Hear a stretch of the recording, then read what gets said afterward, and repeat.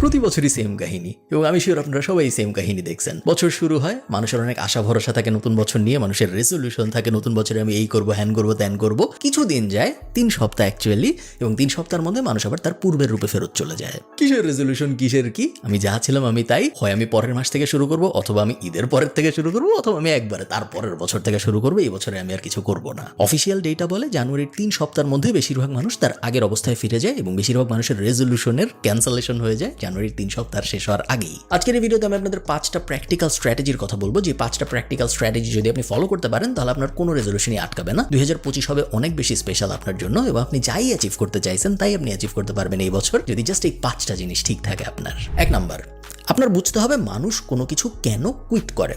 মানুষ একটা জিনিস করবে ঠিক করছে, তারপর সে আর ওই জিনিসটা করে না কেন, সমস্যাটা কোথায়? আমার মতে based on my personal experience 2টা কারণে মানুষ মূলত এই ব্যাপারটা করে। 1 নম্বর কারণ, জিনিসটা কঠিন হয়ে গেছে। কোনো একটা কাজ যখন আপনি শুরু করেন, যেই কাজই হোক সেটা, শুরুর কয়েকদিন ওই কাজটা অনেক সহজ থাকে এবং তারপরে আস্তে আস্তে ওই জিনিসটা কঠিন হয়। আপনি ক্রিকেট খেলা বলেন, আপনি ফুটবল খেলা বলেন, যাই হোক, ইভেন বেসিক জিনিসপত্র, ঘর ঝাড়ু দেওয়ার কথাও যদি আপনি বলেন, ঝাড়ুটা উঠানো সহজ, ঝাড়ুর ব্যাপারে বোঝা সহজ, এবং তারপরে যখন আপনি অ্যাকচুয়াল ঝাড়ু দিতে যাবেন তখন দেখবেন আস্তে আস্তে জিনিসটা কঠিন হওয়া শুরু করছে। দুনিয়ার সব কাজ এরকম, দুনিয়ার সব কাজ শুরুর দিকে সহজ, তারপরে আস্তে আস্তে কঠিন, এবং আপনি যখন ওই কঠিন ব্যাপারটা আয়ত্ত করে ফেলছেন তখন আবার আপনার জন্য সহজ হয়ে যায়। বেশিরভাগ মানুষ যখন কোনো একটা কাজ কঠিন হওয়া শুরু করে তখন ওই কাজটা আর করতে পারে না, কারণ তাদের উইল পাওয়ার অত স্ট্রং না যে কঠিন পিরিয়ডটা তারা সাস্টেইন করতে পারবে। সেকেন্ড একটা কারণে মানুষ কুইট করে, যেটা হলো তারা আরেকটা কিছু হঠাৎ করে খুঁজে পাইছে, আরেকটা কিছু অমুককে করতে দেখছে, আরেকটা কিছু তমুককে করতে দেখছে, যেটা তারা এখন যেটা করতেছে এইটার থেকে বেটার লাগতেছে। এবং এটা কেন হয় এটা আমি আপনাদের বোঝাই বলি। এই পুরো ব্যাপারটা বোঝা জরুরি, কারণ যদি আপনি না বুঝেন তাহলে আপনি কখনোই এই ব্যারাকলের থেকে বেরোইতে পারবেন না। দেখেন, আপনি একটা কাজ শুরু করছেন করা, আপনি ওই কাজটা করতেছেন করতে করতে একটা কঠিন জায়গায় আপনি আসছেন। ধরেন আপনি কোডিং শিখতেছেন, বা আপনি মার্কেটিং শিখতেছেন, বা আপনি ফুটবল খেলা শিখতেছেন, ডাজন্ট রিয়েলি ম্যাটার আপনি কি করার চেষ্টা করতেছেন। কঠিন পর্যায়ে আসছেন, তখন আপনি দেখলেন আরেকজন অন্য একটা জিনিস শুরু করতেছে। আরেকজনের কোনো একটা জিনিস তখনই নোটিসেবল হয় যখন সে ওই জিনিসটা শুরু করতেছে।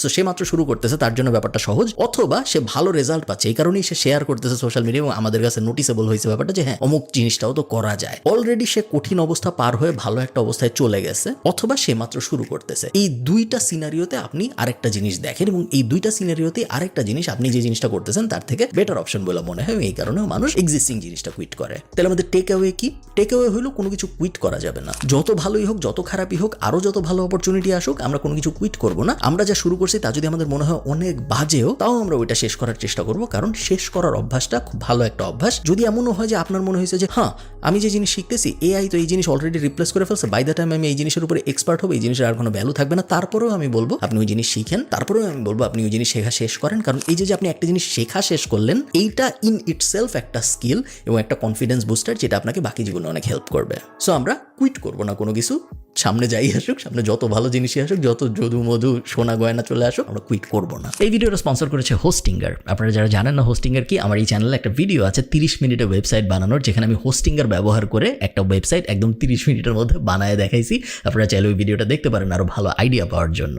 দুনিয়ায় অনেক হোস্টিং কোম্পানি আছে, বাট হোস্টিঙ্গার আমার পছন্দ হওয়ার মেইন কারণ হলো আপনি যখন লং টার্মে ওদের কাছ থেকে কিছু কিনেন, 24 মাস বা 36 মাস বা 48 মাসের জন্য, 1 বছরের বেশি যখনই আপনি কিনেন ওদের কাছ থেকে কিছু, তখন যে ডিলটা পাওয়া যায়, স্পেশালি ফ্রি ডোমেইন যখন সাথে পাওয়া যায়, এইটা কম্পেয়ার করি যখন আমি অন্যান্য শেয়ার্ড হোস্টিং কোম্পানির সাথে, খুব ভালো একটা ডিল দেয় আমাকে, যেটা অন্য কোনো কোম্পানি দেয় বলে আমার মনে হয় না। এই মুহূর্তে ইন্টারন্যাশনাল কোনো কোম্পানি দেয় বলে আমার মনে হয় না। সো আপনার ওয়েবসাইট যদি এমন হয় অনেক ছোট, 1 লাখ 2 লাখের বেশি ভিজিটর আসে না, তাহলে অবশ্যই আপনার হোস্টিঙ্গারের দিকে যাওয়া উচিত। হোস্টিঙ্গার আপনাকে ইন্টারন্যাশনাল সার্ভার দিবে, ওদের কাস্টমার সাপোর্ট বেশ ভালো, এবং দামের ক্ষেত্রে মেইন বেনিফিটটা আসলে দামের ক্ষেত্রে আমার ধারণা এরকম সিমিলার কোয়ালিটির অন্য কোনো কোম্পানি নাই যারা এরকম ভালো দামে ডোমেইন এবং হোস্টিং দিচ্ছে। হোস্টিঙ্গারের সব বিস্তারিত আমি ডেসক্রিপশনে দিয়ে দিব, উপরে নিচে কোথাও, আপনারা চেক আউট করে দেখতে পারেন। এবং 30 মিনিটের ওয়েবসাইট বানানোর ভিডিওটা যদি আপনি দেখেন তাহলে আপনার কাছে একদম দিনের আলোর মতো পরিষ্কার হয়ে যাবে যে কিছু না জানার থেকে একটা ওয়েবসাইট আসলে কিভাবে বানাইতে হয়। চলুন ভিডিওতে ফেরত যাই। সেকেন্ড জিনিস, আপনারা এই কথাটা অনেক শুনছেন আমি জানি, old habits don't open new doors. এটা একটা ফেমাস কোট, এবং এই কোটের সারমর্ম এটাই, আপনি যা করতেছিলেন আপনি যদি তাই করতে থাকেন তাহলে নতুন কিছু হওয়ার চান্স খুব কম। আপনি প্রত্যেকদিন রাত 3টার সময় ঘুমাইতে চান, সকাল 11টায় উঠেন, তারপরে আপনি খান দান, চিকেন ফ্রাই খান, ঘুরে বেড়ান, শুয়ে থাকেন, বন্ধু বান্ধবের সাথে ঘুরেন। এই জিনিসই আপনি পুরো 2024 সালে করতেছিলেন, এবং এখন আপনার মনে হয়েছে 2025 সালে আমি তো প্রোডাক্টিভ হবো, আমি এই করবো, হ্যান করবো, ত্যান করবো, কিন্তু আপনার রুটিন সেমই আছে। আপনি ওই সেম কাজই করতেছেন, চিকেন ফ্রাই খাচ্ছেন, বন্ধুদের সাথে ঘুরতেছেন, ইউটিউব ইউটিউবে সময় কাটাচ্ছেন, নেটফ্লিক্সে সময় কাটাচ্ছেন, র্যান্ডম ফেসবুক স্ক্রল করে সময় কাটাচ্ছেন, পুরানো হ্যাবিট যদি আপনি কন্টিনিউ করেন, নতুন রেজাল্ট আশা করাটা বোকামি ছাড়া আর কিছুই না। এটা জাস্ট একটা স্বপ্ন, এটার কোনো বাস্তব হওয়ার কোনো সম্ভাবনা নাই। সো আমাদের নিজেদের ঠিক করতে হবে আগে, এবং আমাদের হ্যাবিট বদলাইতে হবে। যদি আমরা যা করতে চাই ওইটার অ্যাকর্ডিংয়ে নিজেদের হ্যাবিট না বদলাই, তাহলে আমরা যেটা করতে চাই ওটা কোনোদিন অ্যাচিভ করতে পারবো না। It's just impossible logically. So একবারে আপনি নিজেকে পুরো রিইনভেন্ট করে নতুন মানুষ বানায় ফেলবেন এটা আমি বলতেছি না। ছোট ছোট করে চেষ্টা করতে হবে আমাদের হ্যাবিট বদলাইতে, যেন আমাদের নতুন হ্যাবিট বদলায় যে নতুন হ্যাবিট আমরা করতেছি সেটা যেন আমাদের গোলের সাথে অ্যালাইন করে। যারা ওয়েট লস করতে চায়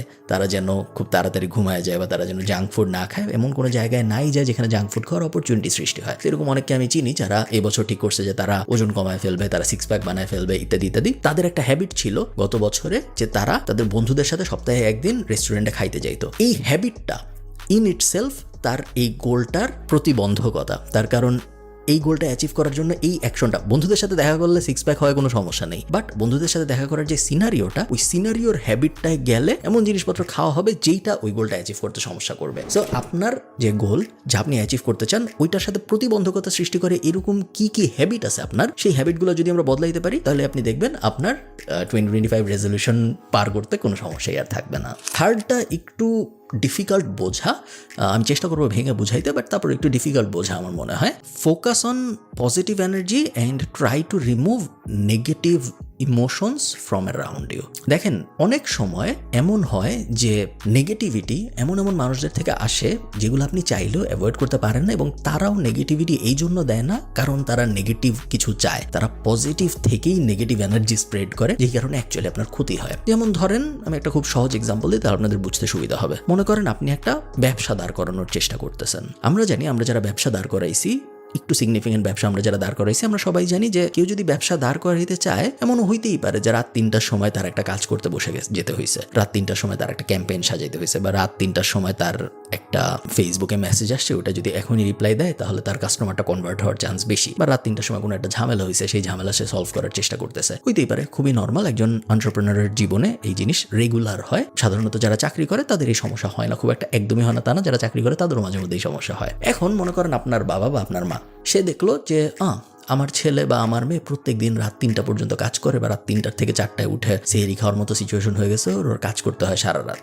সে তার ভালো মনেই, আপনার ভালো চেয়েই আপনাকে বলবে যে তুমি রাত্রেবেলা কেন কাজ করতে, তুমি তাড়াতাড়ি ঘুমায় যাও, বলতে পারে। অথবা এমনও হইতে পারে, বাবা মা যদি খুব ভালো হয়, সে বলতে পারে এই নাও তোমার জন্য পিৎজা বানাইছি খাও। দুইটা অ্যাকশনই খারাপ আপনার কনটেক্সটে। আপনার বাপ মা কিন্তু খারাপ না, সে ভালো চাইছে, সে খুবই ভালো চাইছে, বাট তার সাথে আপনার অ্যালাইনমেন্টটা হয় নাই। আপনাকে একটা পিৎজা খাওয়ানো কিন্তু ভালো কাজ না, তার কারণ এতে আপনার হেলথে ব্যাড এফেক্ট পড়বে। আপনাকে ঘুমাইতে বলাটা কিন্তু একটা ভালো সাজেশন না ওই সময়। জেনারেলি স্পিকিং ঘুমাইতে বলা খুবই ভালো সাজেশন, মানুষের 8 ঘন্টা ঘুম দরকার, ঘুম খুবই ইম্পর্টেন্ট একটা পিলার আমাদের হেলথের জন্য, সব ঠিক আছে। ওই স্পেসিফিক সিচুয়েশনের জন্য ওই সাজেশনটা একটা খারাপ সাজেশন। সো সাজেশনকে আইসোলেট করে আমাদের স্পেসিফিক সিচুয়েশনের জন্য নেগেটিভ সাজেশন কোনটা, দেখেন সাজেশনটা দিছে কিন্তু র্যান্ডম সোশ্যাল মিডিয়ার কেউ না, আমার বাপ মাই দিছে। সে কেন দিছে, সে আমার ভালো চায় দেখিয়ে দিছে। তার ওই ক্ষণিকের ভালো চাওয়াটা আমার ম্যাক্রো ভিউতে ক্ষতি করতেছে। এই পিকচারটা তার কাছে এই সময় আসে না, কারণ সে তো জানে না আপনি কি বানানোর চেষ্টা করতেছেন, জানলেও সে অত ডিটেইলে জানে না, বা সে বুঝবেও না হয়তো, আপনি জানেন। সো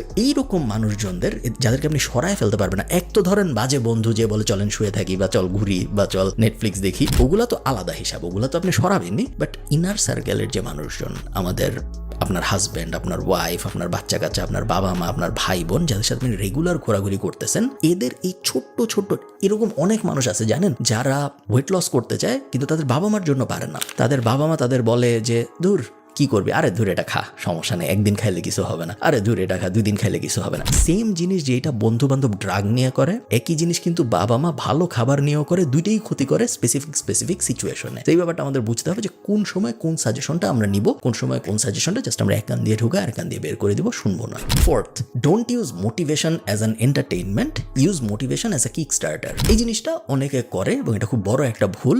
সেটা হলো, ধরেন এরকম আমি প্রশ্ন শুনছি যে ভাই, আমি যখন একটা মোটিভেশনাল ভিডিও দেখি, গ্যারি ভেইনারচাকের ভিডিও, গ্র্যান্ড কার্ডনের ভিডিও, অমুকের ভিডিও, তমুকের ভিডিও, আমি যখন দেখি আমার খুব মোটিভেটেড লাগে, আমার অনেক কিছু করতে ইচ্ছা করে, তারপরে আমি আর কিছু করি না। কিন্তু আমি গ্যারি ভেইনারচাকের সব ভিডিও দেখে ফেলছি, বা আমি টনি রবিন্সের সব ভিডিও দেখে ফেলছি, বা আমি আপনার সব ভিডিও দেখে ফেলছি। এই ধরনের কথাবার্তা কিন্তু আমি শুনি, প্র্যাকটিক্যাল এক্সাম্পল থেকে বলতেছি। মানুষ যে ভুলটা করে সেটা হলো মোটিভেশনাল কন্টেন্টকে, বই হইতে পারে, ভিডিও হইতে পারে, এক একজনের জন্য এক এক রকম, বা কোনো একটা ঘটনা হইতে পারে, ইন্সপিরেশন হিসেবে ইউজ না করে এন্টারটেইনমেন্ট হিসেবে ইউজ করে অনেকে। মনে করেন আমরা সবাই মানুষ, আমাদের ল্যাক অফ মোটিভেশন থাকে, আমাদের সবসময় অনেক কিছু করতে ইচ্ছা করে না, এটা নর্মাল একটা ব্যাপার। আমরা তখন মোটিভেশন খুঁজি, কেউ একটা বইয়ের থেকে মোটিভেশন পায়। আমার এখানে অনেক দিন ধরে, এখন ওখানে আছে ফ্রেমের অনেক দূরে, নাহলে আমি আপনাদের দেখাতে বললাম, ওয়াল্টার আইজ্যাকসনের একটা বই, যে বইটা র্যান্ডম একটা পেজ খুলি কিছুক্ষণ পড়লে আমার মোটিভেশন আসে, কাজ করতে ইচ্ছা করে, কারণ বইটা যেই বিষয়ের উপরে, ওই বিষয়টা আমার খুব পছন্দের। তো